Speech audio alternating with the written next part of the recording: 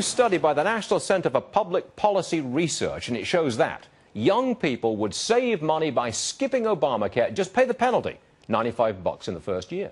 Congressional candidate, the youngest in the nation, is from Virginia, is a Republican. His name is Ron Meyer, and he joins us now. Ron, welcome back. Good to see you again. Thanks, Stuart. I appreciate it. Is that accurate, that if a youngster, a 20-something, for example, pays the penalty, $95, forgoes health insurance, they're better off than if they actually went into an Obamacare exchange? Is that accurate? Well, if you think saving $1,000 is better off, then yes. We have 3 million young people who are going to save $1,000 if they don't go into the exchanges. And what I'd say is, yes, that's worth it to save $1,000, especially in this economy where a lot of these people are underemployed and they don't have the money to buy, they don't have the money to pay rent, much less spend extra $1,000 for insurance. We aren't addressing the problem, which is affordability. We put this whole law on the backs of young people in the first place, and it's just gonna fall on its face. But if I'm a youngster, 20-something, and I'm not earning very much money, and I go to one of these exchanges, I'm going to get heavily subsidized, aren't I? I'm not going to pay full freight. Am I? I mean, sure, I'm going to get a huge subsidy. Right.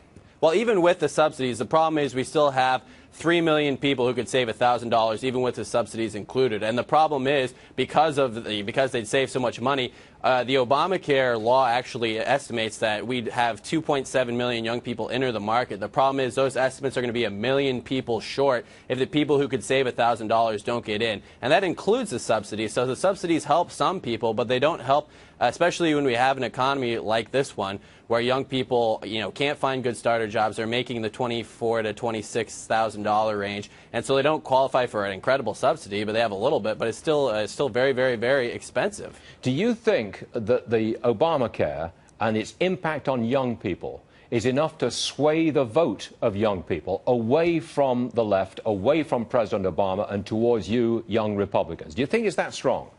Well, we definitely are taking this message to young people. I think the key is if we would have done it in the first place with Obamacare, it may have not passed. This bill was actually sold as a great thing to young people, but it's put, like, the entire price, the cost is put on young people's backs at a time where we have the highest youth unemployment, highest structural youth unemployment since the Great Depression, and we have 50% of young people being underemployed. And so it's the wrong time to put the cost of this monumental bill onto young people. And so I think if we take that message to people who are struggling, take it to people who are vulnerable right now, and actually have a softer message as Republicans, yeah, I mean, I'll tell you personally, when I talk to young people on college campuses and in younger communities, like ones I was talking to yesterday, it resonates with them that young people are being targeted and we need an advocate in Congress. We need more advocates in Washington. And Republicans need to take that mantle. We must take that mantle if we want to have a future in this country. All right, Ron, we hear you. And by the way, the President is addressing some college audiences later this week, and I believe into next week as well. Ron Meyer, everyone.